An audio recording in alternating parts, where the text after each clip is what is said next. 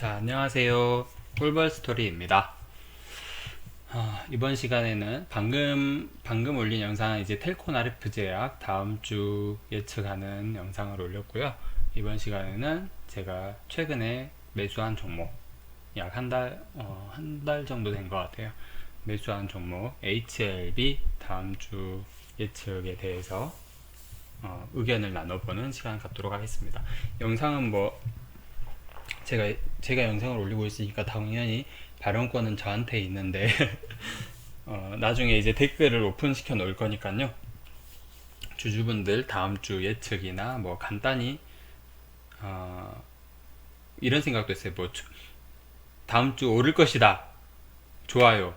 내릴 것이다. 싫어요. 뭐 이렇게 또 해볼까 생각을 하긴 했지만 그거보다도 그냥 댓글로 이렇게 뭐뭐 하기 때문에 오를 것 같습니다. 뭐뭐 하기 때문에 내릴 것 같습니다. 뭐 그런 말씀 해주셔도 좋을 것 같아요. 서로 이렇게 골고루 의견을 개진하는 시간 갖도록 할게요. 일단은 제 예측 먼저 한번 들어봐 주세요. 네.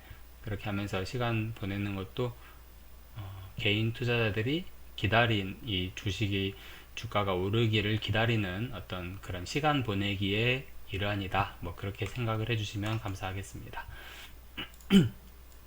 일단은 그냥 제 의견을 그냥 말씀드리겠습니다. 눈치 안 볼게요. 네. 상당히 이제 HLB는 조회수가 상당히 많이 나오더라고요. 그래서 좀 무서워요, 사실은. 무섭기도 하고 하는데 악플은 좀 남기지 말아주세요. 저 마음이 약합니다. 마음이 약한 남자예요. 그리고 이제는 악플 지우지 않겠습니다. 그냥 뚫고 헤쳐나가겠습니다. 일단은 8월 13일 날 HLB가 상한가를 갔었죠. 상한가를 갔었고 긴 조정 끝에 이제 좀 뭔가 변동이 온다. 그리고 이때쯤 상한가를 갈 때 과감하게 결단하시는 분들께서는 파신 분들도 상당히 많을 것 같고, 그렇지 못한 저 같은 사람들 중에는, 저 같은 경우에 솔직히 제가 텔콘 RF 제약을 오랜 시간 갖고 있었던 거를 알고 계실 거예요. 제 구독자분들은. 그렇기 때문에 저는 사실 상한가 가면 무조건 약간이라도 파는 버릇이 생겼어요. 그 어떤 마음으로 파냐면 사실은 저기 절 같은 데나 관광지 가면 분수에서 이렇게 분수 나온 오줌 싸는 그 동상 있잖아요. 소년 동상. 그 동상에 이렇게 동전 하나씩 이렇게 던지는 느낌으로 상한가 가면 한 주 또는 제가 보유하고 있는 거의 10분의 1에서 많게는 5분의 1까지 이렇게 매수하는 경향이 있거든요. 저는 상한가 갈 것 같으면 매도 걸어놓고 이렇게 딴짓하고 그래요. 그런 것도 있고 또 다음날 또 더 오르길 기원하는 마음에서 약간 매도하는 그런 것도 좀 있습니다. 근데 이번에는 HLB는 제가 그렇게 안 했어요. 왜냐면 제가 HLB를 매수하고 첫 번째 상한가예요. 그렇기 때문에 매도할까 말까 한참을 고민을 했지만 안 한 거는 일단 한번 느껴보자. 텔콤과는 뭔가 다른 분위기일 수도 있을 것 같고, 만약에 설령 그럴 일이 없겠지만 다음날에 하락을 해도 후회는 하지 말자, 뭐 그런 마음으로 매도를 안 했습니다. 근데 막상 이렇게 떨어지니까 좀 후회가 되더라고요. 좀 당황했습니다. 9만 원 아래까지 떨어질 줄 몰랐고 8만 8천 원 아래로 떨어질 줄도 사실은 생각을 못했어요. 근데 공매도도 아니고 참 이게 어떤 현상일지 저도 사실은 많이 궁금합니다. 근데 보통은 상한가를 가면 다음날에 이렇게 좀 더 상승해서 이렇게 상승했다가 뭐 하락을 하거나 뭐 그런 경우가 많은데, 역시 HLB 제가 처음 겪어보는 텔코 의 다른 종목이라 그런지 뭐 KPM 테크도 겪긴 했지만 처음으로 제가 이제 다시 새로운 2, 3년을 이렇게 보고 투자하는 종목이라서 그런지는 몰라도 새로운 경험이었습니다. 새로운 경험이었고, 이제 다음 주는 어떻게 될까 한번 예측을 해보면, 뭐 영상 다 안 보시고 그냥 댓글로만 써주셔도 돼요. 근데 인신공격이나 뭐 특정 인물 있죠. 뭐 대표님, 여기 회장님 욕을 많이 드시고 계시던데, 그런 분들 특정인에 대한 어떤 비방이나 그런 욕은 하지 마시고 제가 댓글도 삭제하고 그런 분들은 신고할 수도 있어요. 요게 수위에 따라서. 예, 그런 점은 꼭 참고를 해주시고요. 제 사견을 말씀드릴게요. 일단은 주봉상으로는 상한가를 갔다가 상당히 큰 폭의 하락을 하긴 했지만, 상한가란 말은 30% 상승이에요. 말 그대로 30% 상승을 했다가 12% 빠진 거기 때문에, 만약 여기서 하한가를 갔다면 어제 시가보다 저가보다 더 아래로 이렇게 내려왔겠죠. 예. 근데 어쨌든 하한가는 당연히 아니고 가장 매물대가 많은 이 구간에서 멈췄고, 이 구간에서 새로운 매수세가 들어오면서 버텼습니다. 이 얘기는 뭐냐면, 이 구간에서 되게 오래 바닥을 이렇게 다졌잖아요. 다졌기 때문에 이 상한가에 유입된 신규 세력들, 신규 주주들, 또는 이 상한가에 어떤 의미를 부여하기 좋아하는 사람들이 여기서는 너무 싸다, 예, 여기까지는 절대 안 온다, 분명히 더 오른다에 베팅을 하신 거죠. 예, 단기적으로든 장기적으로든. 근데 제 생각에도 9만원 아래로는 충분히 매력적인 가격이에요. 실제로 제 평단가도 9만원 아래고 약 8만, 저는 이제 사실은 처음에 제일 최초에 HLB를 봤을 때 8만 1천원 정도, 8만 1천원 아래로 사면 참 매력적인 가격일 거다라고 말씀을 드렸었는데, 8만 1천원 아래를 여러 번 찍었음에도 저는 그 가격에 못 샀고요. 지금 제 평단가는 약 8만 8천원에서 8만 9천원 정도 그 사이에요.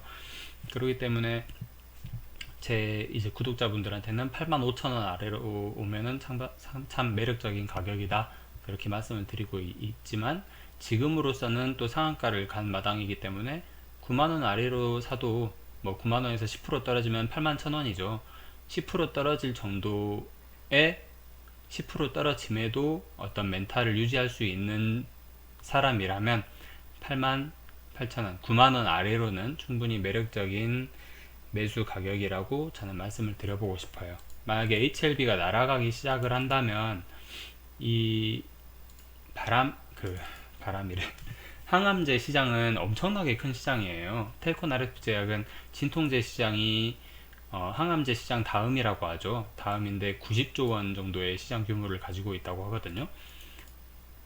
하물며 이 항암제, 특히 HLB에서 판권을 보유하고 있는 리보세라닙이라는 약은 그 암 자체의 혈관을 공급하는, 그 혈관에 대해서 이렇게 타겟적으로 차단을 하는 그런 약으로 저는 알고 있거든요. 그렇기 때문에 이 암이라는 게 위에서 생기면 위암이고 대장에서 생기면 대장암이에요. 근데 그 부위를 불문하고 암세포 자체의 피를 공급하는, 영양을 공급하는 혈관을 죽인다, 단순히 생각하면 그거거든요. 상당히 매력이 있죠. 시장이 어마어마하고요. 위암 치료제, 예를 들면 위암만 치료할 수 있는 치료제, 대장암만 치료할 수 있는 치료제, 그런 약들이랑 별개로 리보세라닙은 모든 암에 대해서, 대부분의 암에 대해서 적용할 수 있는 치료제라는 겁니다. 그렇기 때문에 예를 들면 지금 진행 중인 위암과 간암이죠. 위암, 간암에 대한 임상이 끝나면 바로 이렇게 시판도 할 수 있고요. NDA 이렇게 통과하고 나면 시판도 할 수 있고, 그리고 장기적으로는 갑상선암이나 그런 것도 임상시험이 들어갈 수 있다는 뜻이죠. 근데 이제 명확히 구분을 해 주셔야 될 게, 그게 짧은 기간에 이루어지진 않을 것이고, 위암, 대장암 다 따로 임상실험이 들어가야 돼요. 똑같은 약이라고 해서 위암에 대한 임상실험이 성공을 하면 바로 이렇게 대장암에 대해서도 투여할 수 있고 그런 게 아니라는 겁니다. 그거는 명확히 알고 계셔야 될 것 같고요. 진양곤 회장의 인터뷰가 최근에 다시 이렇게 상기가 되고 있는데, 향후 5년 이내에 5가지 항암제를 출시하겠다, 그런 약속도 했었죠. 그런 것들을 이제 고시고 보면서 시간을 좀 보내시는 것도 괜찮을 것 같고, 내가 어느 얘기하다가 이렇게 됐지? 어쨌든 날아간다면 그렇게 충분히 멀리까지 날아갈 수 있는 종목이기 때문에 다음 주를 한번 예측을 해볼까요? 일단은 상한가를 갔다가 쭉 빠졌어요. 그 이유는 뭐냐면 이 바닥권에 잡고 있는 사람들이 워낙에 많다. 단순하게 생각할게요. 그냥 상한가를 갔기 때문에 뭐 많게는 이 정도에서까지 11만원 정도의 선에서까지 매물을 가지고 있던 분들이 얘가 고가 102,000원이죠. 102,000원을 찍는 순간 찍고 나서 혹은 뭔가 매수세가 석연치 않았기 때문에 그냥 팔고 다른 종목을 찾아갔다. 요새 괜찮은 종목 많죠. 장이 많이 좋아졌기 때문에 그렇게 생각할 수 있겠습니다. 물론 뭐 코스닥 자체가 지수가 2점 몇 퍼센트 이렇게 빠진 영향도 있겠지만 저는 그렇게 생각하고 싶고요. 어느 정도 이렇게 매물을 소화하고 바닥을 확인한 다음에 다음 주가 되면은 다시 한번 뭐 10만원 언저리를 혹은 9만 5천원에서 10만원 언저리를 터치하지 않을까. 다음 주 중에 그렇게 한번 잡아볼게요. 예.